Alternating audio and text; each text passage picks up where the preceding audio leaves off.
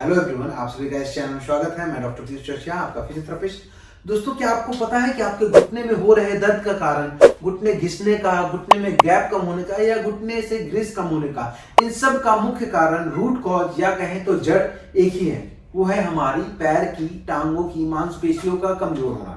तो दोस्तों, अगर आपको भी इन सारी दिक्कतों का सामना करना पड़ रहा है और आप चिंतित हैं इसको लेकर, तो आज का वीडियो खासकर आपके लिए होने वाला है, क्योंकि आज के इस वीडियो में मैं कुछ आसान और इफेक्टिव एक्सरसाइज बताऊंगा जिन्हें करके आप अपनी घुटने दर्द की समस्या को जड़ से पूरी तरह ठीक कर सकते हैं। तो मेरी आपसे सलाह ये है कि इस वीडियो को बिना स्किप किए हुए अंत तक जरूर देखिएगा।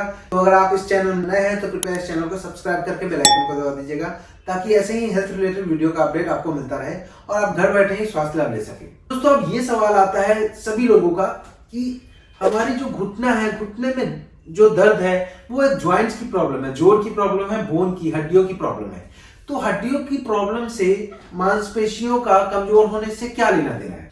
तो चलिए मैं इस सवाल का आपको सही जवाब। दोस्तों, मैं बता दूं कि जैसे हमारे शरीर में जो हड्डियां हैं, बोन्स हैं, वो ढांचे के रूप में होती हैं, स्ट्रक्चर, बोनी स्ट्रक्चर के रूप में होती हैं, और उसी तरह हमारी जो मांसपेशियां हैं, हमारी जो मसल्स हैं, वो हमारी बॉडी को मूव करने में, चलने में, फिर उठने में, बैठने में या कोई भी एक्टिविटी करने में, जैसे मैं मूव कर रहा हूं, अपने आर्म्स को मूव कर रहा हूं, चलते टाइम अपने लेग्स को मूव कर रहा हूं या ट्रंक को मूव कर रहा हूं, इन सारी चीजों में हमारी मांसपेशियां, जो कि बोनी स्ट्रक्चर, जो कि हड्डियों पे जो ढांचा है उस पे आती है, कवर है, और ये मसल्स, मांसपेशियां हमारी मूवमेंट कराती है।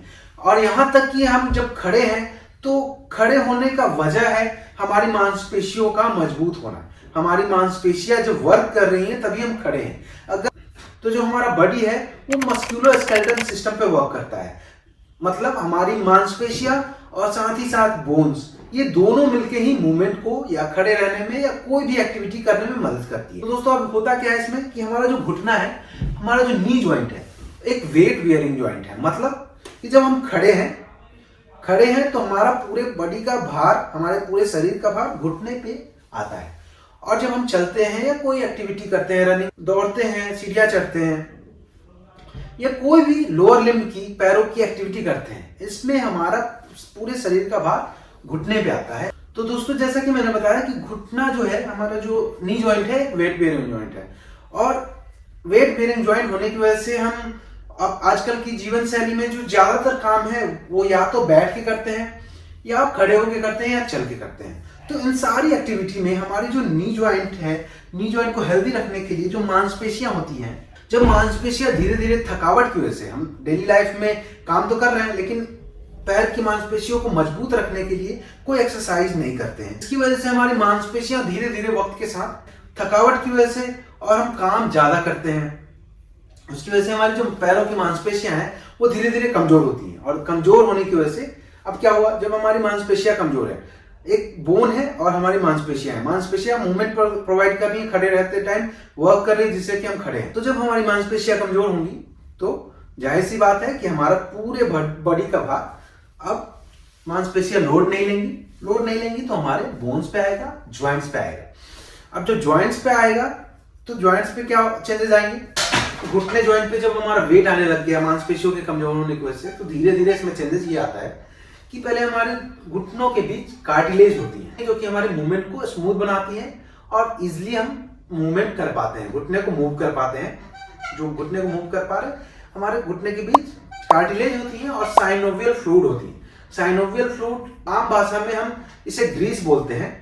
पैर थक गई और मांसपेशियां कमजोर हो गई तो धीरे धीरे हमारे बोन्स पे लोड आया, और डेली लाइफ में हम काम तो करते ही जा रहे हैं, तो हमारी धीरे धीरे कार्टिलेज रब होने लगती है, घिसने लगती है। पैर के बार बार यूज होने से, मांसपेशियों के कमजोर होने से और एक्सरसाइज ना करने की वजह से, इन सारी वजह से हमारी जो घुटने के बीच जो कार्टिलेज होती है, मान लीजिए दो हमारा घुटना है, हमारा ये घुटना ज्वाइंट है, तो घुटने के बीच जो कार्टिलेज है बार बार यूज हो रहा है हमारे घुटने का, तो उसकी वजह से, बियर एंड टियर की वजह से हमारी जो कार्टिलेज है वो घिसने लगती है। दूसरा, हमारी जो ज्वाइंट्स के बीच साइनोवियल फ्लूइड है, जो ग्रीस है, वो कम होने लगती है।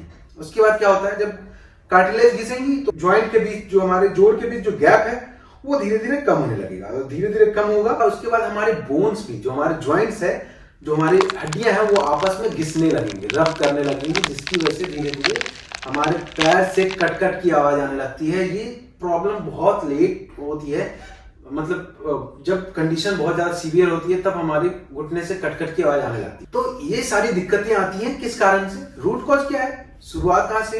हमारी पैर की मांसपेशियों के कमजोर होने की वजह से। पैर की मांसपेशियां कमजोर हुई तो हमारी सारी दिक्कतें स्टार्ट हुई। तो दोस्तों हमारा जो ट्रीटमेंट होगा उसमें हम क्या करेंगे कि हमारी जो प्रॉब्लम है जो कि ज्वाइंट में है, जोड़ में है, वो सिम्टम है, वो हमें लक्षण दिख रहा है कि जो घुटना हमारा डैमेज हो रहा है। लेकिन प्रॉब्लम क्रिएट कहां से हुई, शुरू कहां से हुई, रूट कॉज क्या है, जड़ क्या है? हमारे पैर की मांसपेशियों का कमजोर। फिर से हम जो ट्रीटमेंट होगा उसमें हम अपने पैर की मांसपेशियों को मजबूत करेंगे, साथ ही साथ कुछ ऐसे उचित आहार लेंगे, डाइट प्लान रखेंगे जिससे हमारी जो मांसपेशियां हैं, बोन्स हैं, कनेक्टिव टिश्यू हैं, उनको न्यूट्रिशन मिल सके, जिससे कि हमारी प्रॉब्लम जड़ से ठीक हो सके और पूरी तरह हम अपने नॉर्मल लाइफ स्टाइल में फिर से वापस जा सके। दोस्तों अब बिना देर किए हम एक्सरसाइजेस की तरफ बढ़ते हैं और जानते हैं कुछ इफेक्टिव एक्सरसाइजेस। तो दोस्तों अभी हम फर्स्ट एक्सरसाइज करेंगे, इसका नाम है SLR स्ट्रेट लेग रेज। इसे करने के लिए हमें सीधे लेट जाना है, कमर के बल, अपने पंजे को अपनी तरफ खींचते हुए और थाई बोन को, जो हमारा थाई की मसल टाइट करते हुए अपने पैर को ऊपर लाना है, ऊपर लाके और धीरे धीरे नीचे लाना है, धीरे धीरे ऊपर लाना है और धीरे धीरे नीचे लाना है। इसी तरह हमें इस एक्सरसाइज को 20 से 25 बार कर लेने हैं। और दोस्तों सबसे बड़ी बात ध्यान रखने की ये है कि अगर आपको एक घुटने में दर्द की समस्या है, घुटने में प्रॉब्लम है, तो दूसरे लेग से भी एक्सरसाइज आपको करनी है।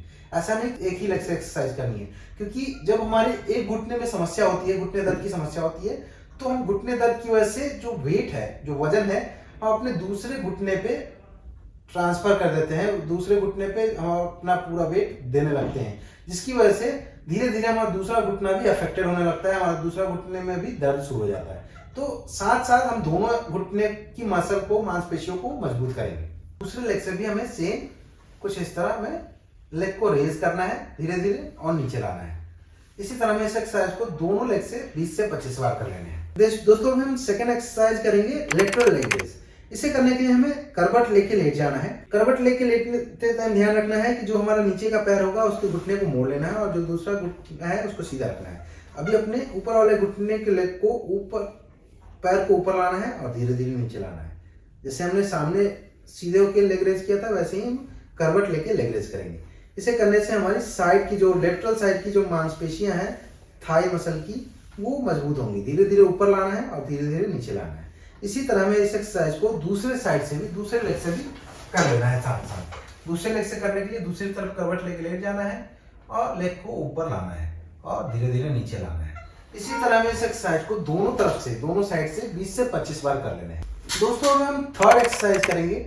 थर्ड एक्सरसाइज करने के लिए हमें एक फोम रोलर की जरूरत होगी। अगर आपके पास फोम रोलर नहीं है तो आपको तकिए को फोल्ड कर लेना है, गोल बना लेना है और अपने दोनों घुटने के नीचे रख लेना है।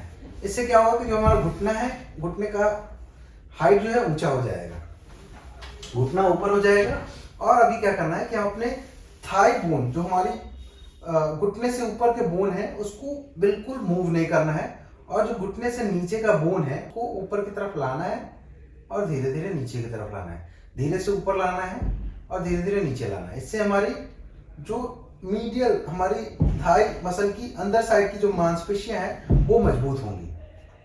इसी तरह हमें इस एक्सरसाइज को भी दूसरे लेग से कर लेना है। दूसरे लेग से करने के लिए सेम अपने घुटने से नीचे की पैर को ऊपर मूव करना है और फिर नीचे लाना है। इससे हमारे VMO मसल मजबूत होंगी।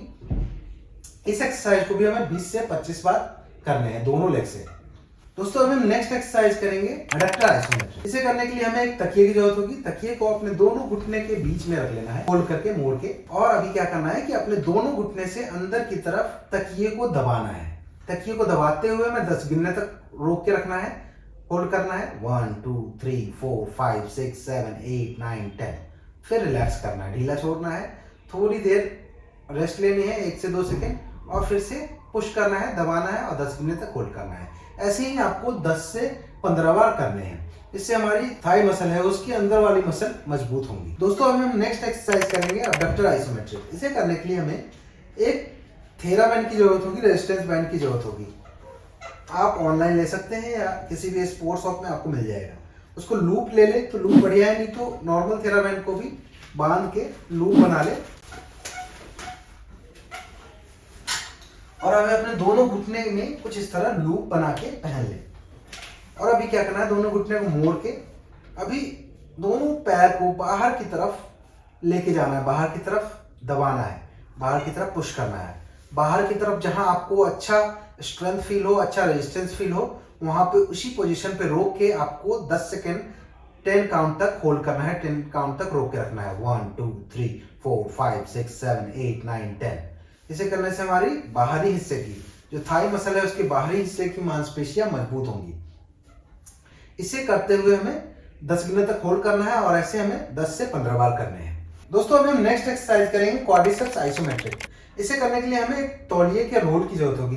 तौलिया लेना है, उसको रोल बना लेना है, कुछ इस तरह रोल बना लेना है और अभी अपने घुटने के जस्ट नीचे रख लेना है।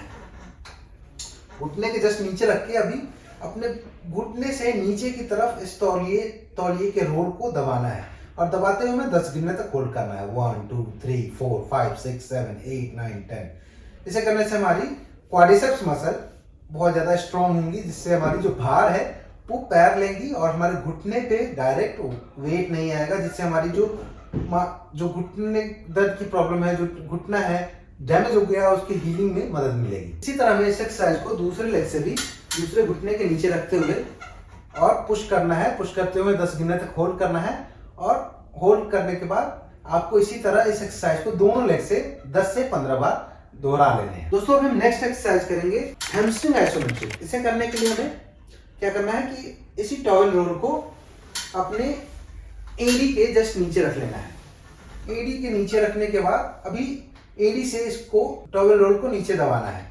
नीचे दबाते हुए 10 गिनने तक होल्ड करना है। 1 2 3 4 5 6 7 8 9 10। इसे करने से हमारी क्या हो रही है कि जो हमारी थाई बोन की जो पीछे वाली मसल है, ये मसल हमारी स्ट्रांग होगी। दबाते हुए 10 गिनने तक होल्ड करना है और फिर रिलैक्स करना है। इसी तरह में इस एक्सरसाइज को 10 से 15 बार कर लेना है। सेम इसी तरह हमें दूसरे लेग से भी इस एक्सरसाइज को 10 से 15 बार कर लेना है। दोस्तों हम नेक्स्ट एक्सरसाइज करेंगे क्वाड्रिसेप्स ग्रिल। इसे करने से हमारी जो घुटने के बीच गैप कम हो गया है, वो गैप फिर से थोड़ा खुलेगा और साथ ही साथ हमारी जो थाई बोन की मसल है, मांसपेशियां हैं, वो मजबूत हो पाएंगी। तो इसे करने के लिए हमें एक वेट कफ की जरूरत होगी। वेट कफ आप ऑनलाइन वेट कफ के नाम से जब सर्च करोगे तो 1 kg, हाफ kg, 2 kg आप अपने रेजिस्टेंस के हिसाब से स्टार्टिंग में आप स्टार्ट कर रहे हो तो 1 kg का वेट ले ले, वेट कफ मंगवा ले और फिर अपने पैर के एंकल के जस्ट ऊपर कुछ इस तरह में वेलक्रो से पहन लेना है। और हमें कहीं भी हाई सिटिंग पे बैठना है, कहीं भी हाई सिटिंग पे बैठना है, क्योंकि जब चेयर पे बैठेंगे और पैर हमारा जमीन में, हमारे फर्श में लगेगा तो रिस्ट्रिक्शन भी होंगी और एक्सरसाइज अच्छे से नहीं होंगी। और ट्रैक्शन फोर्स भी जो हमारा खींच रहा है वेट की वजह से, और एक ग्रेविटी अपनी तरफ खींचेगा, तो हमारी जो गैप कम हो गया है उसको बढ़ाने में हेल्प करेंगी और साथ ही साथ हमारी मांसपेशियों को भी मजबूत करेंगी। तो दोनों पैर में आपको वेट कप पहन लेना है और अभी अपने कमर को एकदम सीधा रखना है और अभी पैर को ऊपर लाना है और धीरे धीरे नीचे लाना है। पैर को हमने ऊपर लाया, धीरे धीरे नीचे लाया, इसमें होल्ड नहीं करना। पैर को ऊपर लाया और धीरे धीरे नीचे लाया, धीरे धीरे दूसरे पैर को ऊपर लाया और धीरे धीरे नीचे लाया। ऐसे करते हुए जब आपको फील होगा कि आपकी जो क्वाड्रिसेप्स मसल है, थाई बोन की मसल है, वो काफी ज्यादा कॉन्ट्रैक्ट हो रही है, काफी ज्यादा उसमें स्ट्रेंथ फील हो रहा है। इसी तरह में इस एक्सरसाइज को 20 से 25 बार करने हैं दोनों लेग से और इसके 2 सेट करें, मतलब 25-25 के 2 सेट।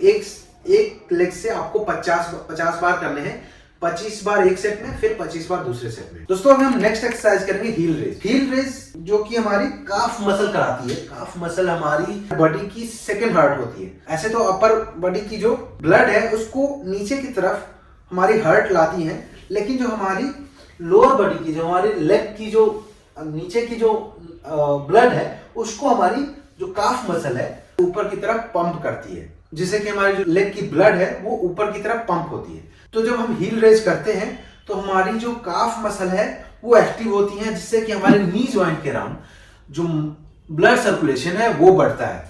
ये जो एक्सरसाइज है बहुत अंडररेटेड है, बहुत लोग नहीं करवाते, लेकिन ये एक्सरसाइज बहुत क्रूशियल है, बहुत अच्छा इफेक्ट देता है। तो इसे करने के लिए क्या करना है कि आपको किसी भी दीवार के सहारे अपने हाथ को दीवार के सहारे रख लेना है सपोर्ट के तौर पे। और अभी क्या करना है कि अपने पूरे हील को, एड़ी को ऊपर लाना है, ऊपर लाके थोड़ा होल्ड करना है 1 से 2 सेकंड, फिर धीरे धीरे नीचे लाना है, धीरे धीरे ऊपर लाना है, जितना मैक्सिमम ऊपर ला सकते हैं ऊपर लाइए, थोड़ी देर 1 से 2 सेकंड होल्ड कीजिए, फिर धीरे धीरे नीचे लाइए। ऐसे करने से आपको फील होगा कि आपकी काफ मसल में बर्निंग सेंसेशन 20 से 25 बार 30 बार करोगे तो आपको बर्निंग सेंसेशन ऐसा लगेगा कि जल रहा है। तो जब आपको 20 से 25 बार करने हैं स्टार्टिंग में, और धीरे धीरे इसकी रेपिटेशन को आपको बढ़ाने हैं। दोस्तों अभी नेक्स्ट एक्सरसाइज करेंगे हमारी tibialis एंटीरियर जो मसल है, जो हमारी फोर लेग की मसल है। जो इसे करने के लिए हमें करना क्या है कि हमें किसी भी दीवार के सहारे, किसी भी वॉल के सहारे या किसी भी सपोर्ट ले लेना है पीछे। और अभी क्या करना है कि अपने पैर को, अपने पंजे को इसमें ऊपर की तरफ रेज करना है, नीचे लाना है और ऊपर लाना है, कुछ इस तरह।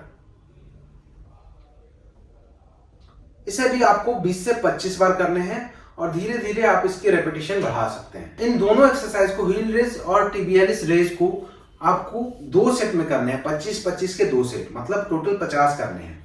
दोस्तों हमें एक्सरसाइज के साथ साथ क्या क्या डाइटरी इंटेक लेनी चाहिए, क्योंकि ये वीडियो काफी लंबी हो जाएगी, इसलिए मैं इसके ऊपर जो डाइटरी इंटेक प्लान है, वो जो कि हमें घुटने दर्द की समस्या में फॉलो करना चाहिए, उसके ऊपर मैं अलग से एक वीडियो बनाऊंगा जिसमें पूरी डिटेल में मैं बताऊंगा कि क्या क्या डाइटरी इंटेक में क्या क्या लेने, क्योंकि ये वीडियो काफी लंबी हो जाएगी। आई होप कि ये वीडियो आपको अच्छी लगी होगी और आपके घुटने दर्द की समस्या को पूरी तरह ठीक करने में काफी ज्यादा सहयोगी रही होगी। तो अगर आपको इस वीडियो से रिलेटेड कोई भी क्वेश्चन है, कोई भी क्वेरी है, तो मुझे कमेंट के थ्रू जरूर बताएं, मैं उन क्वेश्चन का रिप्लाई करूंगा। और अगर आपको यह वीडियो अच्छी लगी हो और आपके लिए फायदेमंद रही हो तो कृपया इस वीडियो को लाइक करें, कमेंट करके जरूर बताएं कि आपके लिए कितना फायदेमंद रही, और इस वीडियो को ज्यादा से ज्यादा शेयर करें। और अगर आप इस चैनल में नए हैं तो कृपया इस चैनल को सब्सक्राइब करके बेल आइकन को दबा दीजिए, ताकि ऐसे ही हेल्थ रिलेटेड वीडियो का अपडेट आपको मिलता रहे और आप घर बैठे ही स्वास्थ्य लाभ ले सके। धन्यवाद।